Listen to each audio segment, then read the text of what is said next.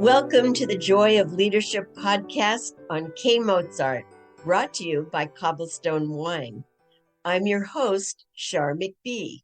In a moment, you will meet our guest, Bob Rauch, a regent at the University of Maryland. But first, today's leadership secret: enthusiasm. Enthusiasm enables you to inspire cooperation. It warms the heart. When you're honestly enthusiastic, people want to listen to you. If communication between workers and management is cold, your organization will fail to realize its full potential. Enthusiasm unifies people. Enthusiasm is a powerful force in business. Even the most well-run company cannot succeed without it. So be enthusiastic. If you feel it, express it. Your results can be magical. Our guest today is a regent at the University of Maryland. A regent at a university is basically a volunteer. They are not paid, but they make billion-dollar decisions. They appoint college presidents. They oversee all academic, administrative, and financial decisions. Professionally, Bob Rauch is the president and CEO of a large engineering firm located on the Chesapeake Bay in Maryland. I met him when he and his son Casey invited me to be on their trivia team. I had no idea that he was an expert in leadership, but I learned. Welcome, Bob Rauch. I'm very flattered and pleased to be here with you. Thank you, Bob. So this podcast is for people who are new to leadership. So is there anything that is going on there that you think could be helpful for anyone who has a new leadership position of any kind? I think developing a level of respect among the board, because we not only have a wide diversity of expertise, from engineers to educators to accountants, lawyers, you name it. But we also have political diversity as well. And I'm really excited to say that and we see it nationally, a lot of discussions on education seem to get wrapped up in politics instead of maybe just education. In my almost 10 years on the board, I'm so pleased and proud to say that we have never let a political position become involved. And I think that goes back to the level of respect that everybody has for each other. And hearing all these amazing and interesting opinions, perspectives, and again, it works because of the level of respect.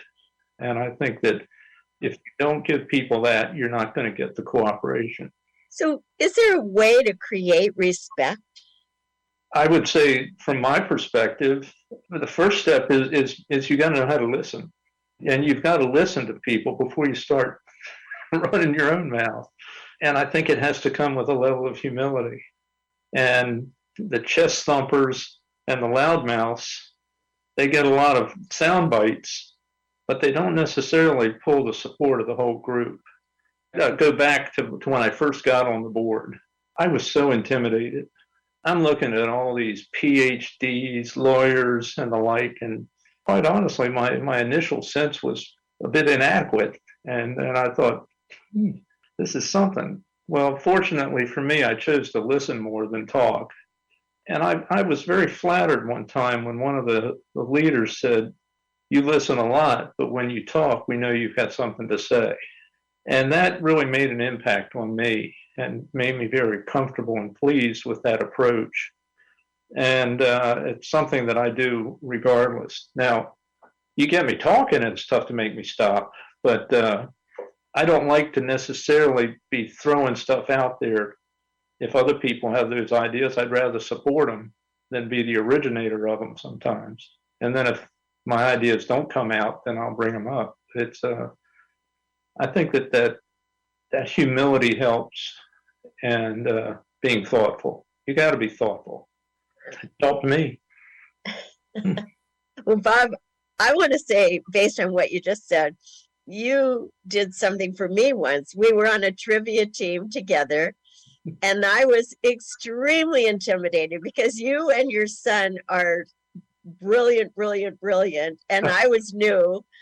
And I felt maybe the same way you felt when you got on the Board of Regents. I felt so afraid to speak up. And you said to me, just say what you think. Don't be afraid. And Well, that helped me so much, Bob.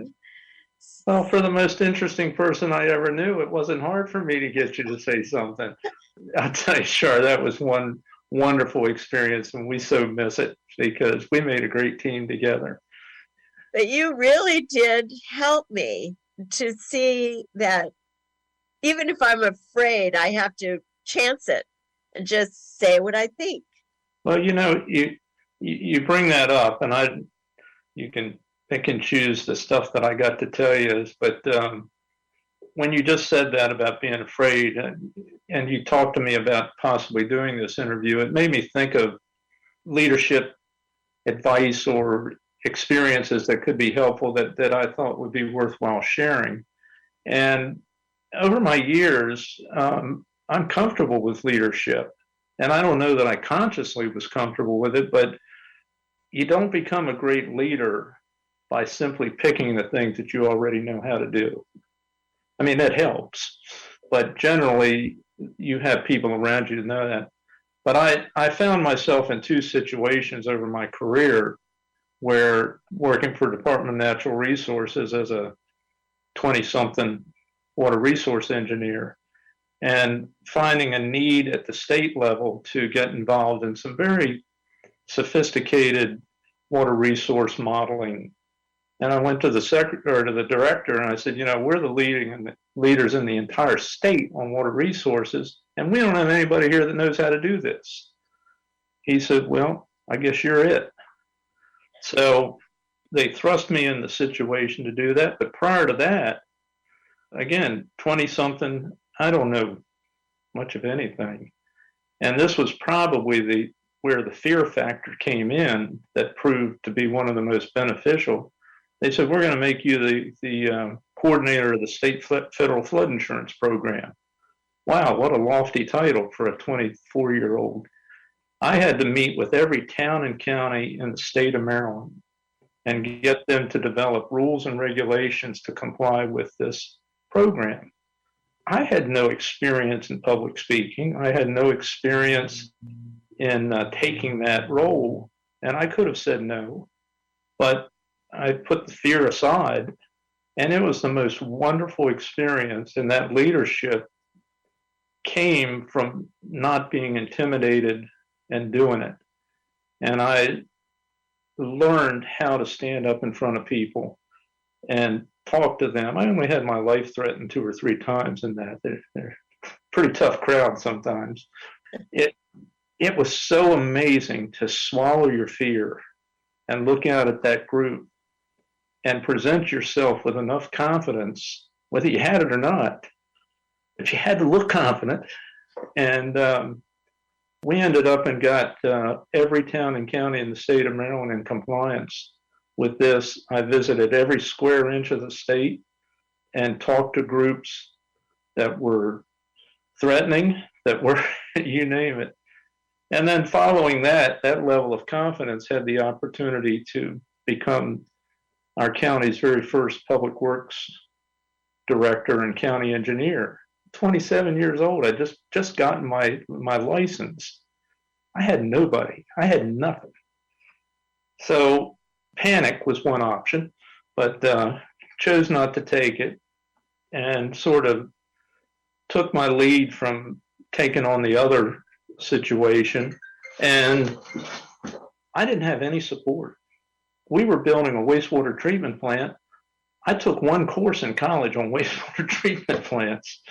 So you either, show your vulnerable underbelly, or you stand up tall and you forge ahead like you're in charge. And that confidence got me through that. And we ended up and built 3 wastewater treatment plants. We built a roads department and a building department. I couldn't have done that without having had the experience to develop that confidence. So Fear is a really strong piece, I think, of solid leadership. But fear has to have confidence with it. And it has served me. I would recommend that to anybody. If you back away from challenges, you can't be a leader. You've got to face them on, and you got to take it on. And I say it has served me for whatever good, bad, or indifferent that is. And I just think I could tell anybody, just don't be afraid, trust yourself. Taken many a job that they said, can you do this? I said, yes. Not a clue, but I had the confidence that we could figure it out. You got to have confidence in yourself, confidence in your team, and that helped us do things that others might not. Years ago, I was invited to come to Mexico City, and they were putting on these big events, and I thought I was being hired for my expertise in organizing big events. But then the message came, we want you for your enthusiasm. You got plenty of that.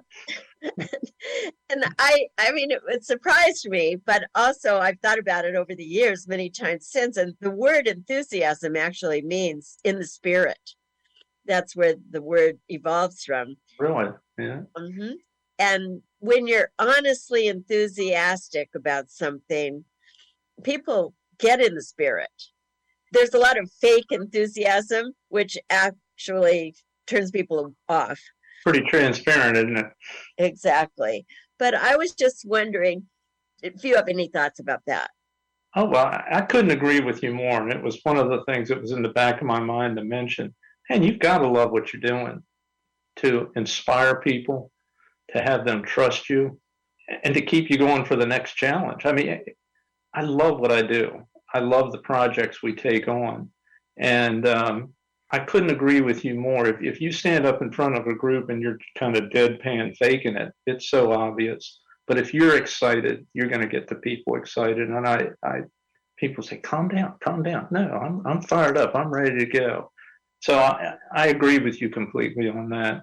Oh, Bob, this was so fun. Thank you so much. Sure, I'd do anything for you. And I miss seeing you. And we'll find some trivia to do here soon. Great. Thank you, Bob. This is the Joy of Leadership podcast on KMozart, brought to you by Cobblestone Wine. I'm Char McBee.